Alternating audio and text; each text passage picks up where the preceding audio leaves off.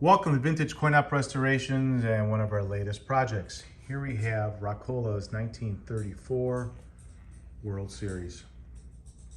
If you've been following us on Facebook, YouTube, Twitter, you've seen we've done this machine many times. It is a classic. In fact, it is the number one most produced pinball machine of all time. So you would think that there'd be hundreds of them everywhere, but for something that's been made the most of all the arcade pinball machines, it is still an extremely hard machine to find. And once you find it, it's hard to find a machine that is not complete, or there's a lot of issues with these machines. This was built in 1934 and is made out of aluminum and pot metal. Aluminum can be always repaired, it could be polished, it could be plated, but when it comes to pot metal, to this date, there is really no way of repairing it. And what is pot metal? Well, pot metal is a cheap way of making, they used it to pour into dies, and in fact here this turntable is completely pot metal, and so is the actual ball holder, as you see there. And all the parts underneath the machine are made out of pot metal. So over time, with heat, depending where these machines are, pot metal can deform. And that's why you see many of these machines with this play field completely warped, and no matter what you do, it will never play correct. As machines in general of that age, will these machines play 100%? They're not computers. They all have glitches. This one plays, I would say, about 97%. Every so often you'll get the ball kind of sit on the turntable and you gotta go, gotta give it a little wiggle, and it'll complete through. But overall, like I said, the majority of these machines, you don't find them complete. And as this one is, we completely restored it. Has the original Bulldog 5-cent coin mech in there. It came in 5-cent and 1-cent. We have all new chrome plated parts. The top piece over here that you're looking at right now, that is polished aluminum and also repainted. All the metal you see on the playfield has been replated, except for our ball thing, which has just also been polished. The play field's been completely taken apart, and as you can see, it's been clear coated. The cabinet has been completely repainted. I'm gonna do a quick walk around for you. A lot of people paint this cabinet green. Well, it is a green, but it's also a green blue.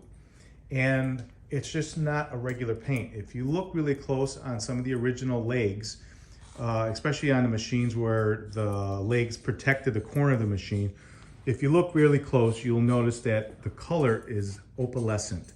It's an opalescent blue-green look, and that is exactly how we painted ours. We have matched that paint as close as possible, and if I zoom in, you can see it have a very opalescent look.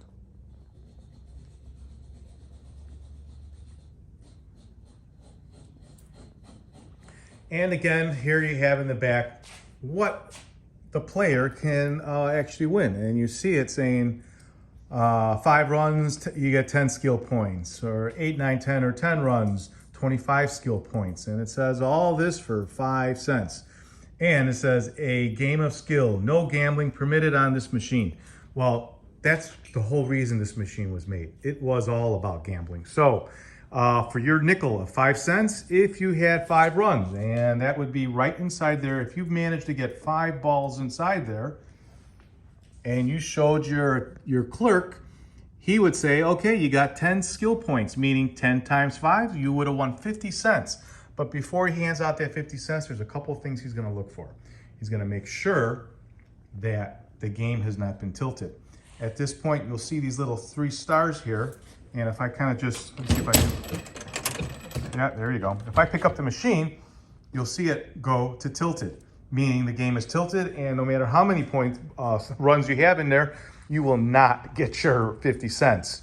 So it is a great game to play. It's a mechanical wonder when it comes to the actual mechanism of this machine underneath.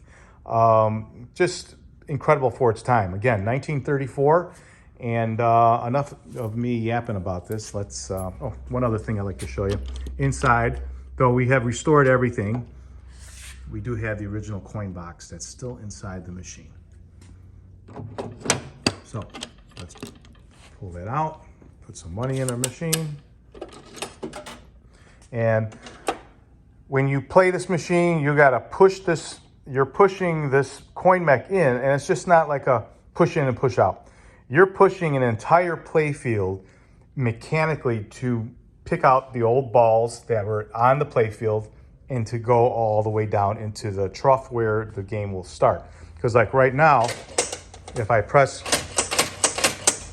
to call up for a ball, it will not work. So let me show you what happens even on the play field when you push the money in. If there were balls on the play field, they would have popped out by those little nipples, and the ball that was sitting up in the carriage have now fall down. So now I reset it, and you also see our outs went to 0.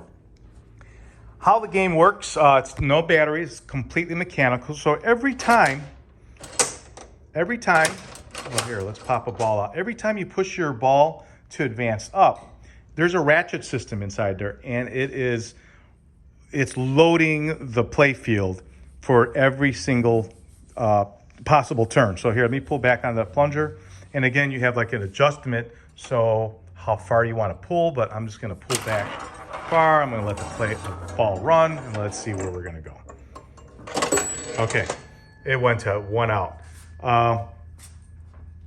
If I pull back a little bit, again, the play field, I am not totally level on this machine, so maybe I'll call another ball up.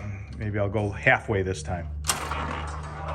Because what you want that thing, yeah, not to bounce. So yeah, here we're gonna get another out. Okay, so I'm gonna try it again. Call the ball up, and I'm gonna go light now. There we go. So let's see what we wanted to do. There we go. Again, a third out. So let me get another nickel here. I'll try to do this again. Maybe if I turn the game a little bit, I can maybe get it to go the other way a little bit for us here. All right. This time I'm gonna kind of tilt it up so it doesn't go that way. There we go. All right, so you got a ball. So it's gonna sit there.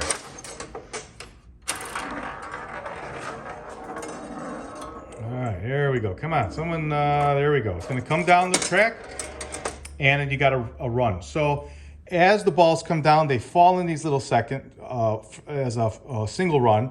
The next ball would come down, hit that, and it would be another run. But there's a thing called in here called the star wheel. The star wheel has set positions in which if the ball goes in at a certain time, you might get a 3-run, meaning the ball's gonna advance 3 times, come out, and it will come down and give you a run. So let me try it again and see what we can get here. We're gonna get close. 1 out. I'm gonna go really light this time. I won't let it shoot so far out there. There we go. There we go. Oh, one other ball.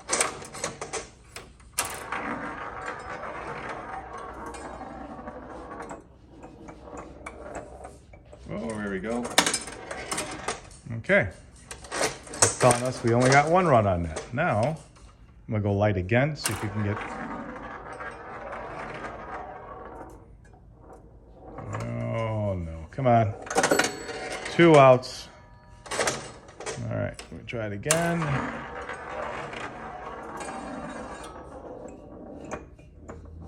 Oh, there we go, coming down.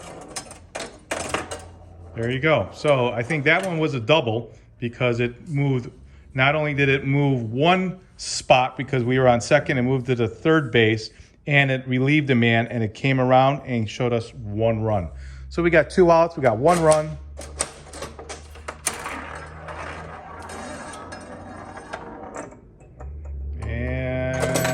obviously, here we go, 3 out. So our game is over. I have a lot of videos out here, and we have done this without the glass on, and we actually have gone over all the strikes. So 3 strikes out, ball after your ball 3. If you go through a hit, balls all come down. You get a second chance on those, and it moves forward. Just an incredible mechanical game from 1934 by David Rockola, who was also, after he had his little play with pinballs machines, he went ahead and started manufacturing jukeboxes, which we all know of the Rockola jukebox. So there you have it. If you're interested in this machine, or you have one for sale, or you need one restored, please give us a call. We're located in Chicago, Illinois. Our phone number is area code 630-624-7466. Thanks for watching.